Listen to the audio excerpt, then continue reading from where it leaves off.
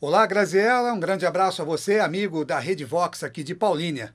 Campeonato Brasileiro, Série A, no sábado, a Ponte Preta, do técnico estreante Guto Ferreira, perdeu para o Palmeiras, do ex-técnico da Ponte Preta, o Gilson Kleina. O jogo foi 3-0 no Pacaembu no sábado à noite. A Macaca agora na 14ª colocação, com 34 pontos, apenas 7 pontos à frente do Sport, que abre o Z4.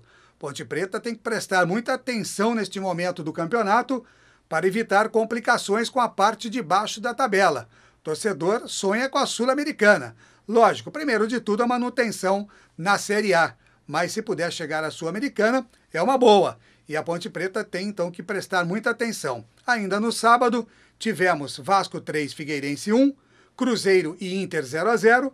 A Portuguesa conseguiu um bom resultado ao empatar com o Atlético Mineiro por 1-1 e o Náutico venceu o Atlético de Goiás por 2-0. Atlético de Goiás que muitos dizem já está definitivamente rebaixado.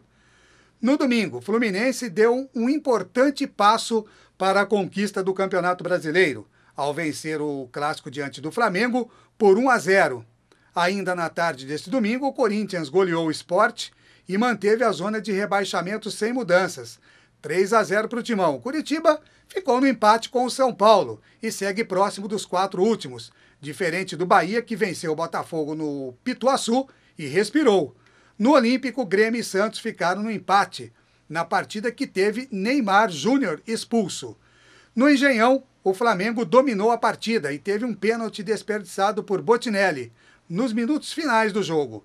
Porém, com um golaço do artilheiro Fred, o Fluminense deixou o campo comemorando a vitória e a liderança ainda mais isolada, já que a diferença para o Atlético de Minas aumentou para 6 pontos, 59 contra 53. O Mengo segue correndo o risco de rebaixamento, na zona intermediária com 34 pontos. Com 2 gols de Romarinho e 1 de Paulinho, eu volto a falar do Corinthians, que não deu chances para o Sport e venceu por 3-0 no Pacaembu, subindo para o 8º lugar, com 39 pontos. O palmeirense até que deu uma torcidinha aí para o Corinthians no domingo. Já o Leão da Ilha, que sonhava em deixar a zona de rebaixamento, segue na 17ª colocação, com 27 pontos, na frente apenas de Palmeiras, Figueirense e Atlético de Goiás. Quem comemorou a vitória do Corinthians foi o Curitiba também, né? Que não fez o dever de casa diante de um cansado São Paulo e ficou no empate por 1-1, em pleno Couto Pereira. Com 29 pontos, o Coxa é o 16º colocado e só não entrou na zona de rebaixamento por causa da derrota do Sport. Enquanto isso, o São Paulo perdeu a oportunidade de se aproximar do Vasco e segue na 5ª colocação com 43 pontos, ainda sonhando com uma vaga na Libertadores. No estádio Pituaçu, em Salvador, o Bahia venceu o Botafogo por 2-0 e se distanciou da zona de rebaixamento, subindo para a 12ª colocação com 34 pontos. Já o Fogão estacionou nos 40 e é o 7º colocado.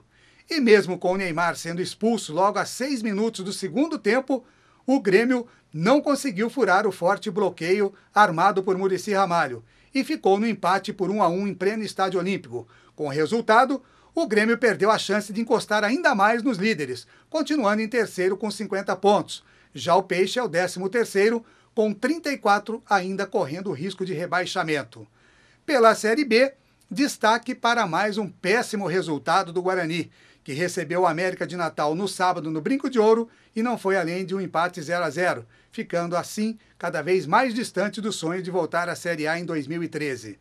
A Ponte Preta volta a campo nesta quinta-feira à noite contra o Coritiba, no Couto Pereira, pela Série A. E o Guarani, pela Série B, enfrenta o Ipatinga, lanterna da Série B, no Ipatingão, na próxima sexta-feira à noite. É isso aí, Graziela.